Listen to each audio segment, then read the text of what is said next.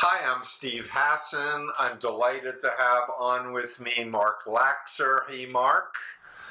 Steve? Mark and I go way back. I think, Mark, this was 1993 that you wrote Take Me for a Ride?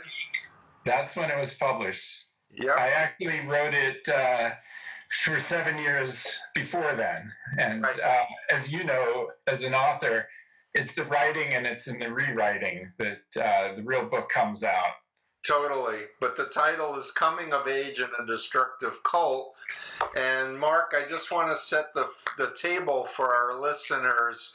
You are a successful tech entrepreneur. You're can I say that you have a tech company that was helping to find money launderers internationally for governments? Like, Yeah. the real deal. And you love the planet, you love conservation, you're a hiker, you're a musician, you're just a great guy. But you reached out to me and said, Steve, I have this project about what's going on with Trump, and I want to connect the dots with my experience, my meaning your experience with Zen Master Rama or Frederick Lenz, and what we're seeing in the country with Donald Trump. Is that? Yeah, thank you so much, Steve. And back to what you said originally. So I co-run a software corporation that helps primarily the United States, but other partner governments track, target, and catch trade-based money laundering and trade fraud. And I used to have on my desk a little piece of paper. Some people have like a picture of a Porsche or a Lamborghini. I had a little piece of paper that said, every $1 billion helps. And we made good on that. And we worked with helping recover a lot of money, huge amounts of money recovered for governments, and also environmental criminals and things like that were caught. And we still do that. And in terms of other projects, I've written several books, not just the one that you held up. The second book is an attempt to bridge science and religion in terms of the theory of evolution through natural selection. And one of the side projects of that, I actually invented a technology while writing the novel. It's called virtual ecotourism. It's an immersive storytelling platform, a new form of media that corresponds with what is now, I guess the buzzword is VR, virtual reality. So I'm working on that project with wildlife conservationist Ian Redmond and a number of other Very, people. very cool. You're a cool guy.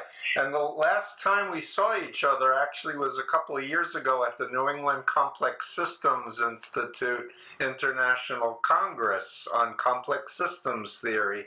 And there you were. And you're like, I was like, wait a minute, is that Steve Hassan? Yeah, no, I mean, the thing is, I have come across your work many times. It's always been extremely helpful to me personally, and I recommend it to my friends. As you know, Steve, there are many ways to join cults, or when I say cults, I mean destructive cults. There are many cults in society that are probably fairly benign. It's the destructive ones that we sort of want to make people aware. And just as there's so many ways to join a cult, there are also many ways to leave a cult. And the way I left a cult was I bicycled across the United States with a Siberian Husky puppy, and I did some reflecting and then came up with this book. But part of my healing, quite frankly, was to read your books and read other people's books and reflect in my own way how I could regain my own confidence. I think a lot of what defines for me what a destructive cult is one's self-confidence, one's belief in oneself kind of gets a big hit. And my first book, Taking Me for a Ride, the one that you held up, is about how I kind of came into being a 17-year-old with enormous amount of self-confidence. And I met a very charismatic professor at SUNY Stony Brook, State University of New York at Stony Brook. And over the years, I watched his very kind of creative and interesting and fun, with a lot of beautiful women, group transform into something that I thought was really cool and interesting. And what did my parents know? What did the rabbi know? I knew better. It transformed into a very destructive, abusive group. And so it was I feel very blessed to have faced the darkness, again, with the help of people like yourself and others, but sort of made my own way with it. And now I sort of came out and it's like, here's my book. I got sued $30 million, Steve. I don't know if you remember back in the day. This one? Yeah, they're trying to quiet me. They're trying to silence me and scare me. It turns out I'm kind of a tough guy to scare. I learned that about myself. It's like, don't try to scare me because you'll just piss me off. So instead of being scared with the $30 million lawsuit, which was chasing me for about a year and a half, it was a real lawsuit. It sort of made me feel bold. And I decided to put the whole book on the internet for free. It was one of the original Project Gutenberg texts that are out there, not just the first chapter, Steve, but the whole freaking book. Yep. And so I put it out there for free and feel very good. But anyway, I guess the point is that after I did all that, I moved on with my life and I have children and I have projects and I try to help wildlife and I'm trying to understand where humans are. I continued my spiritual search, except without a destructive cult leader. I'm like, where do humans fit in the natural world and so forth? And that's my second book, The Monkey Bible, and The Line. It has a companion rock opera. But then I look around and I say, wait a minute. Look at who's the president of the United States. And people, it's the weirdest thing. When people find out, oh, you were in a cult. Ooh, that's taboo. That's weird. Get away from me. And I'm thinking, people don't understand. I know you understand, but people generally, even super duper smart people, Steve, they don't get that cults are all around us. And people are in cults, they don't even know they're in a cult. And I'm looking at the president of the United States, and this to me is not Democrat versus Republican. It's not left versus right. Right. This is cult leader versus not rest of us. the rest of us. Thank you for that. So I decided that's tying the piece of the thread together, connecting the dots, as you pointed out earlier. Like, how do you connect the dots? Well, I came out of this cult, tried to face my past through the writing of this book and reading your books and other people's books and talking to a zillion people, and came to the realization that America is being run by a destructive cult leader, not per se in the exact same model as Jim Jones or something like that, but there's an awful lot of similarities, which I try to point out in this new graphic novel, Rama, Trump. I left the cult, and now look what happened. Right. Yeah, so question, did you think of doing this book before you heard about the Cult of Trump book that I wrote, or after I wrote the Cult of Trump? Just curious. No, it's a good question. And by the way, I absolutely adore that book. I mean, Can I hold it up? Please do. I absolutely adore that book. That is a really seriously important book. Thank you. And I really wish that more people would read it. I think it's a book of our times. I really feel that. I started writing my book, my third book, Rama, Trump. I left the cult, and now look what happened. about a year before I ever heard of your book, The Cult of Trump. I started writing it, and I guess the thing is, having gone through what I went through, I feel that bad things happen when good people do nothing. Yes.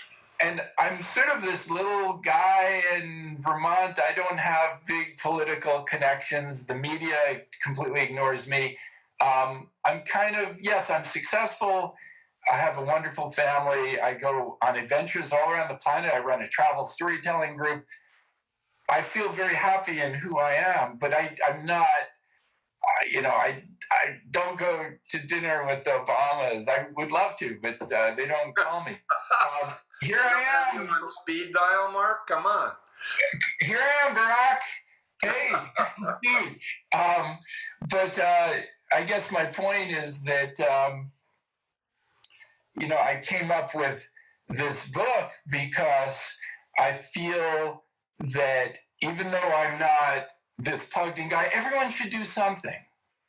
I think about Germany in the 1940s. I'm reading this very powerful book right now, Steve. It's called I Will Bear Witness by Victor Klemperer. It's his professor in Dresden, Germany. He's a Jew. And it's about his observations as World War II progressed all around him, and all his community were sent off to camps, concentration camps. And I have a very strong feeling that our country, the United States, this wonderful, powerful country with all these built-in checks and balances. I'm listening also now to Alexander Hamilton, book on tape by Ron Chernow. Wonderful founding fathers about checks and balances and the Constitution, a system of laws. I feel that as a nation, we're so on the edge right now of losing all that. And so I felt, I agree. So before I was so excited to find your book because I was about a year into writing mine and working with this amazing artist, Marcy Vallette, here in Vermont, to create my third book, Rama, Trump. But I was so thrilled to come across your book, Steve.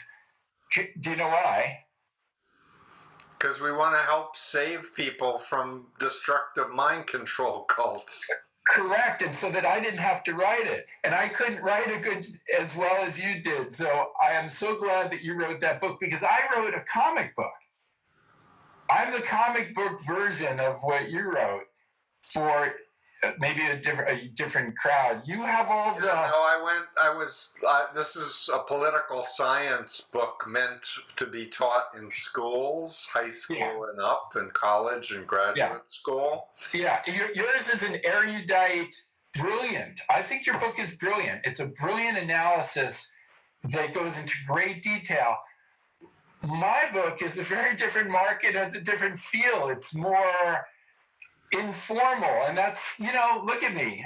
Here I am. I'm this informal guy living in Vermont, and I'm reaching out to 16-year-olds, 17-year-olds, 18-year-olds, like, dude, whoa, man. And especially 18 and up, because they vote, right? Well, I agree with that, but if you don't mind, let me just add, the 16-year-olds will be voting soon. So True. It's important to reach the 16-year-olds as well. But definitely, I hear what you're saying, and I do agree with that. So I was working on Rama, Trump, trying to conceptualize how to. I don't want to just provide bullet points. I wanted to provide a story, something heartfelt, something emotional. I feel Rama, Trump is an emotional story. It's a story more than, this is for me now, Steve, more than the dynamics of destructive cults. I think that's in there, but it's the story of loyalty and friendship, which is really the sort of the pushing back of that narcissistic, unempathetic, power-crazed, destructive world that we now find we find in our top leadership. Right. So I want to just put a little more information in at this moment about Frederick Lenz, Sure. because I heard about him. Obviously, I was doing cult exit counseling and stuff, and I started hearing from people who had been victimized in this cult, or people who were trying to rescue loved ones who had been taken into this meditation cult. And Right. and Frederick Lenz, who, as you correctly said, had a PhD and was a professor, morphed. He had been in a cult, an Indian guru cult of Sri Chinmoy. Right. And like many people who are in a cult who never get counseling and learn about cult mind control, Right. do a little bit of acid, whatever, and start having revelations that he's an enlightened being from the continent of Atlantis, and he called himself Atmananda, then Rama, then Zen Master Rama. Right. He was very hypnotic, and he was a womanizer, narcissist, so a lot of the stereotypical cult profile characteristics in him. I should say Dateline did a whole hour devoted on this cult. And so you have a website that you're going to have the book up, and we'll have links to these different TV shows and exposés and interviews with him, because he really conned a lot of people. And he too wrote a novel, if I'm remembering correctly, and manipulated the buying of it. But I really want to come back to what you said. Nobody joins a cult, or nobody knows that if they're in a cult, what a cult is. They think they're smart, they're in control, and they're right now with the pandemic and the economic problems, people are so vulnerable to all kinds of influential voices. Oh my gosh, I totally agree with that. Yes. I think that Rama Frederick Lenz, it was really sad. A lot of these stories, I guess it's very important to me to get out the story of cult dynamics, because I think it's like the cult leaders, including Mr. Trump, it's almost like they read a document on how to manipulate people and how to control the flow of information. To me, a destructive cult very often is like a closed disinformation bubble. To me, that's one of the main characteristics of it. But deception plays into it, and lying and gaslighting. Like, I'll say something and you say, "Why did you say that?" I say, "I never said that." It's just outright lying, and it messes with people's sense of reality. It's very difficult. But I think that there's a flip side to it, and it's a sad thing, and that is, like with Rama Trauma Trump, Steve, I think Trump is hurting, actually, like through his inactivity and his bizarre behavior. He's actually hurting, if not killing, a lot of people. So I'm not really endeared to him and his politics, especially the white supremacy stuff. That really irks me. But there's something, I guess what I'm trying to say is, there's something sad about Rama. There's something sad. Just I'm talking with you, this is coming up for me. Yeah. I don't do interviews often, so I'm just sharing with you what I'm feeling right now. And I think it's important to educate people, and so that they're protected from people like this. But there's something sad and vulnerable and lonely about someone like Donald Trump, who was abused as a child. It's not like I was listening to Trump talk about life in his family. I wrote a whole chapter on Trump and how he became, how he was groomed to become a cult leader by his father. Sure. I totally agree. And Frederick Lenz was a smart guy who got into a mind control cult. Yeah. Got his brain messed around with, got away, but never got therapy. And it then was he went very. on to victimize other people as a He did. clone of the cult leader that he was. He hurt a lot of people. I experienced something that no one else really saw, and that was Fred Lenz Rama started using LSD in his groups. He had these group acid trips, and one thing about these cult leaders, they don't like to make themselves vulnerable. Like in a real relationship, like I might say, hey, you really hurt me. Let's talk about it. Let's work it through, or vice versa. Right. It's not like this crazy steep hierarchy. A cult leader won't do that. But I do remember it's this one thing, and this is in my Rama Trauma Trump book, the new one. And it was telling. And I wish that's partly why I write these books, is because as someone who's in the inner circle, other people in the audience never experienced this with the powerful, great leader. And yes, there you go. People are over here. Yeah. But you are over here. You were at the very beginning of the cult evolution. Yeah, no, thank you for that. Here think they know what this is about, and they have no clue.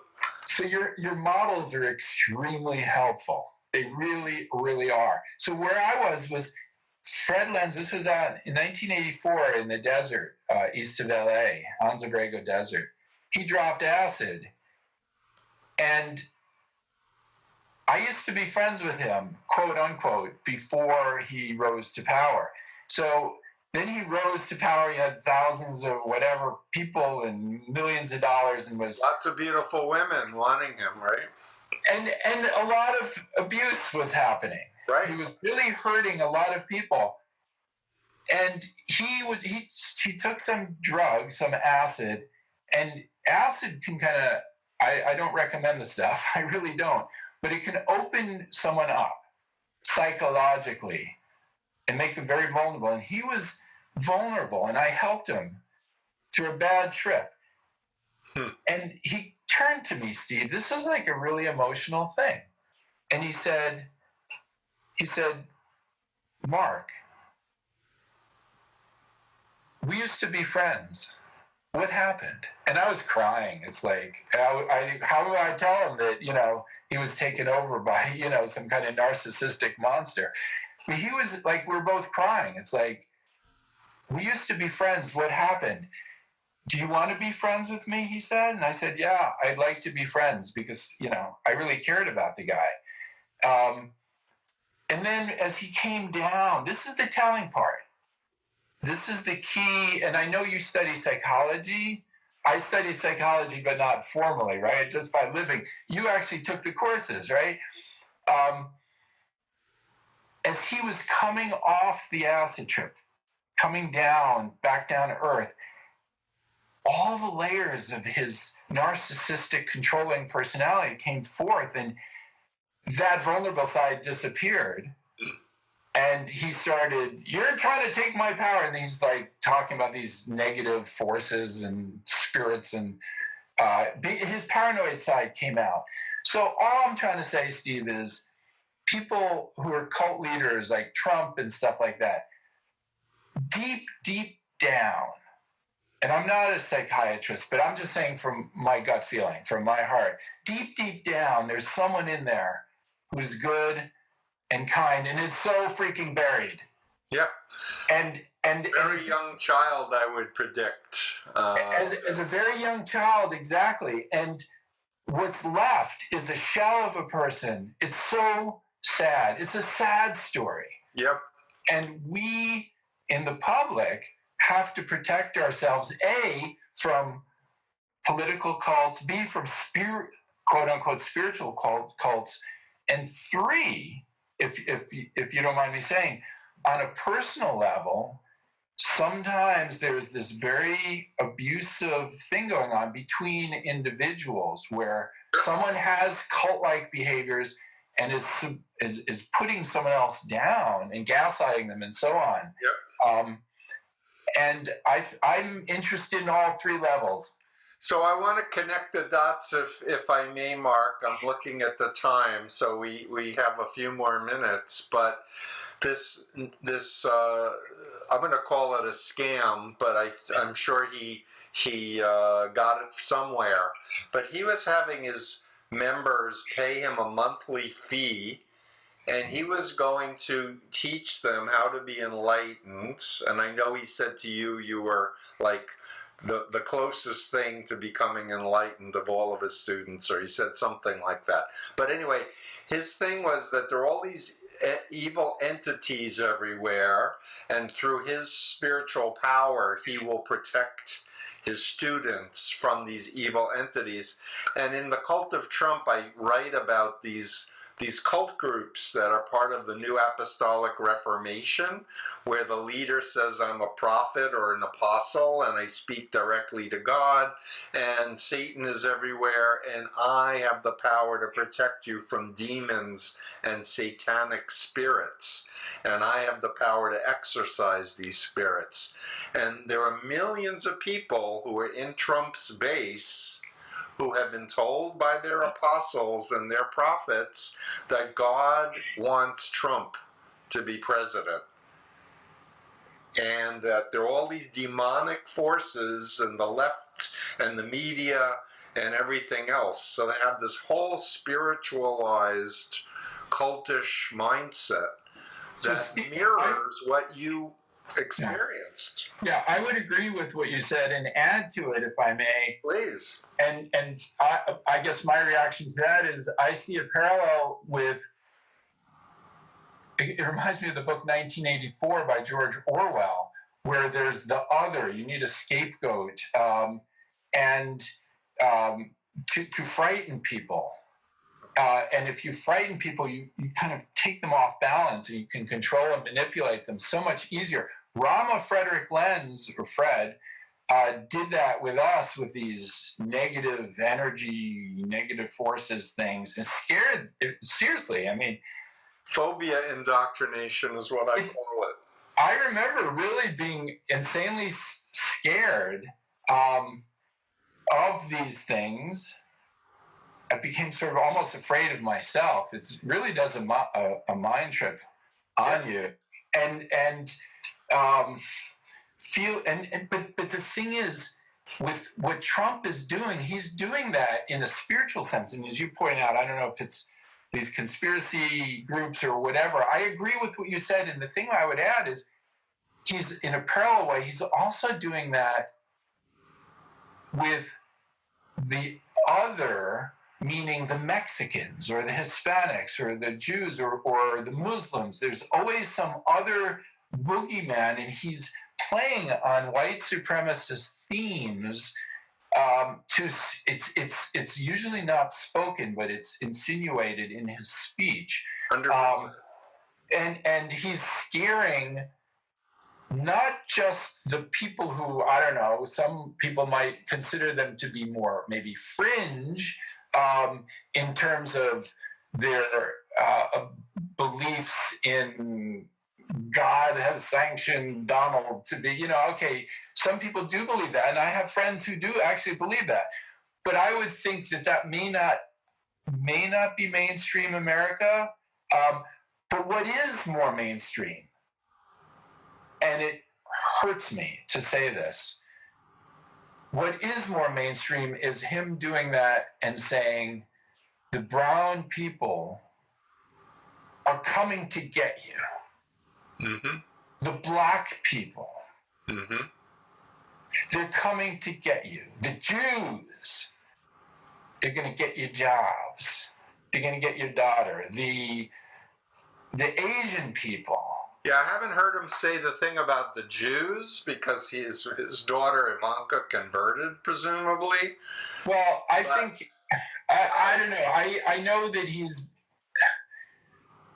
I think what he does, I think he's actually a very smart, sick man. And I think indirectly he's doing things by who he associates with and the organization. He's being influenced by people who have a lot, authoritarians who have agendas, and they know how to manipulate them, like Putin, like Opus Dei, like NAR, Yeah. and Koch brothers and others. But I want to come back to this effort to and your book is what, 40 pages, graphically beautifully illustrated.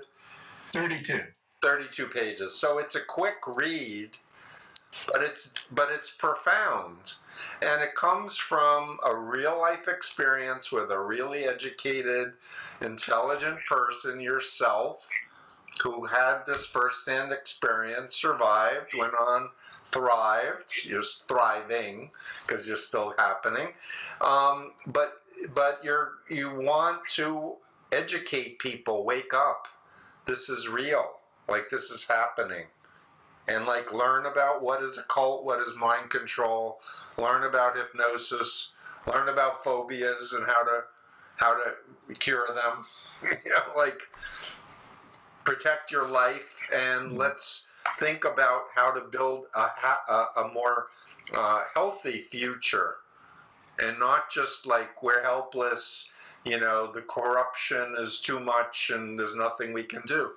We can do a lot if we are smart and if we work together collaboratively, right?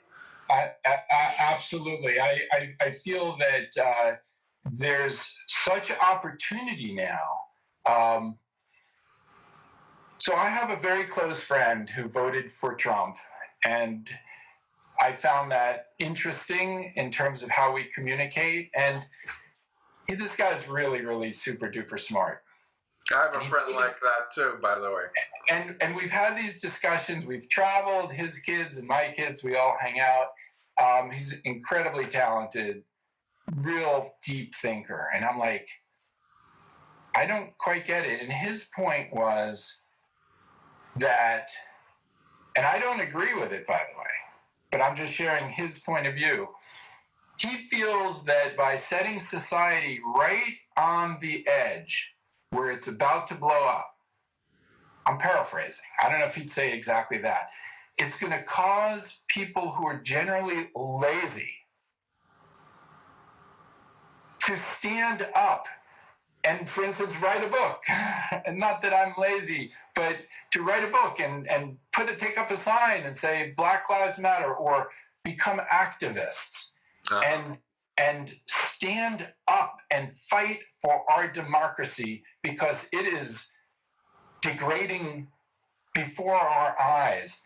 And now the same person who voted for Trump, he called me up the other day. I was almost in tears. He said, listen, I saw the PDF because, I'm sharing the book for free. It's a PDF. Just, I hope it goes viral. I don't just let it go. Let it reach a few million people in swing states or whatever.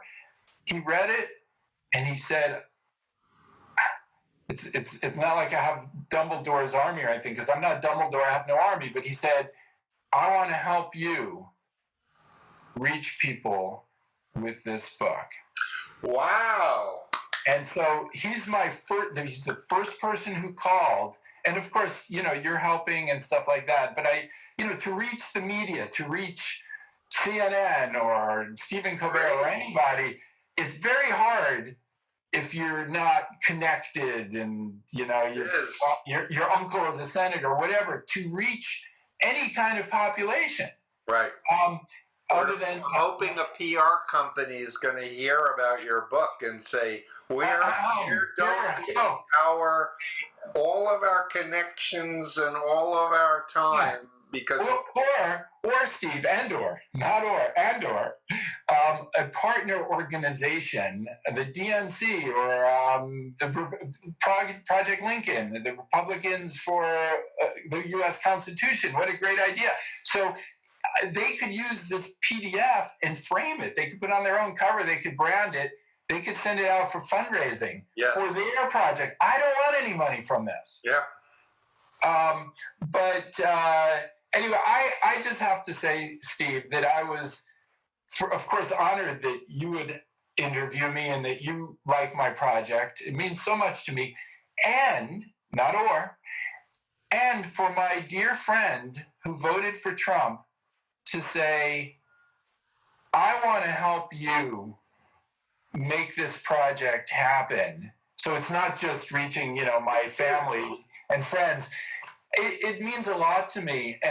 But the other thing is getting back to what I was saying earlier about the personal, the sad part of this story, not just, oh, he is this, he's this, and he's abusing people and he's doing this. That's all true. But the sad part of the story is still there, the personal side. And I don't want to be mean to Trump. I don't want to. I feel sad. I feel sorry for him, and I don't want to have a mean book. So we're going to need to wrap up in the next few minutes, but yeah. I want to flip the attention off of the cult leader for a minute and talk about the believers who got lied to and taken into the delusion, because I was in the Moonies and I thought, Armageddon was going to happen in 1977, and I fasted for Richard Nixon on the Capitol stairs because Moon said God wanted Nixon to be president, even though he was in the Watergate problem. Yeah. What I want to add is it's fine to exit. It's fine to say, you know what? I did vote for him. I did believe in him. I was watching Fox News or whatever. But I was doing the best I could with the information that I had. But now I have new information. And I don't like what I see. And now I have a bigger frame to understand what is a cult and what is mind control. And I don't want to be any part of it, so I'm exiting. And you don't need to be ashamed. You don't, if families members have cut off from you because you were a Trump follower, you can say, hey, I've missed you. By the way, I don't like Trump anymore. I've changed my mind. It's okay. People are going to embrace you. They're not going to say, you should have listened to me. I told you he was a bad news. You don't say that to people. None of that. You're like, well, come on, buddy. Yeah, it's. I agree with all that, Steve. I think a lot of this doesn't have to be so with such walls between us. I think it's all about personal relationship and love, actually, and empathy. And there are reasons why people vote this way. There are reasons why people vote that way. There's something I was reading about.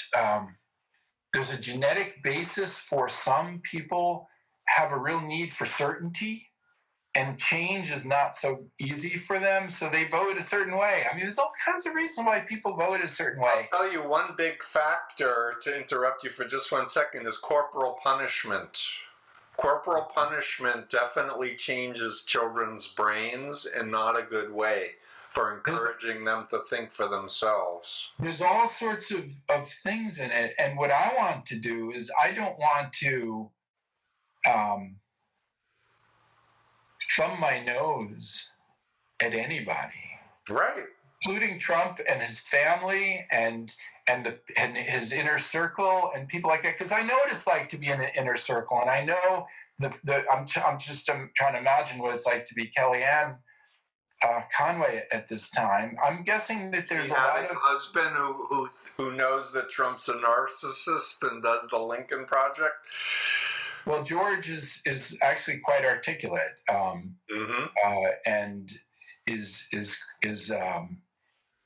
actually he should run for president himself. Now that I think about it, but just looking at Kellyanne, my heart goes out to her on a personal level. I'm not friends with them. They don't invite me to go to the Kennedy Square and things like that. Here I am, Kellyanne in Vermont. Here I am in Montpelier, but it's very difficult to hold these things. And I think we both know that power can be very seductive. I'm trying to visualize what it's like to be somebody who has access to, walks into the White House and there they are in the West Wing. Absolutely. Or Stephen Miller, and people I don't really agree with at all, but they have real power. And some of these people maybe have a very nice or different type of side, but they're seduced by a power. And once you get in, I'm not lecturing you. I know you know this stuff, but once you get in, it's really hard to backstep. And I guess your point is to embrace, not to judge. And I totally agree. I'm going to interrupt you. Forgive me because we're running out of time. But I really think people need to step back in time before they ever heard of Trump, and do a slow remembrance of how did they come to be associated with Trump or vote for Trump. Like, to really track the influences in a person's life to where they are now. And here's the therapeutic question. If I knew then what I know now, would I have gotten involved? Because that shows you're thinking for yourself. Because if the answer is no, to a relationship, to a job, to a movement, whatever, if the answer is no, get out. Don't stay in what you don't want to be in, right? You have free will. You can make choices. Yeah, you have choices. You have free will, and I would submit that in our culture, that the concept of checks and balances is central. Whether you are a Republican or a Democrat or somewhere else on that spectrum, I can respect all these folks. I side with the United States Constitution, and I would like for all us, everybody, to meet on the ledge, to come out on the other side of this, and all stand together. Yeah. And it sounds maybe a little too much like the '60s, and we listen to Crosby, Stills, Nash and Young. But I mean that. I love them. Well, I love them too. But I mean that in a bigger, a welcoming to everybody way. So this is the influence continuum we were just talking about. Ethical influence, checks and balances are down here. This is on my Freedom of Mind website. And all the unethical influences, fear, guilt, dependency, obedience. This is all on my website, by the way, freedomofmind.com. But once you understand, this is ethical practice and behavior, this is unethical, it gives you a frame to navigate this complex world because there's so much confusion. And people need to start thinking again to navigate healthy choices. Healthy choices. And for me, that all starts with hearing a story, a narrative, because that's easy or interesting or compelling for somebody to follow. And as they open up, then they can see your bite model or the continuum model and start reading more and more.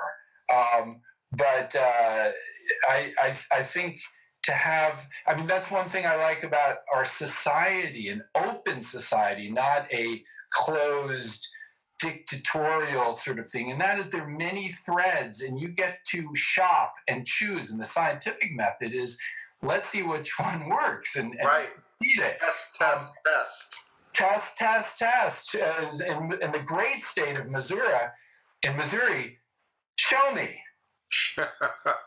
Too bad they're not all wearing masks from the governors, but we will see. We're in a very difficult time right now, and I'm thrilled that you're out there with your books. I'm trying to get my little PDF sort of.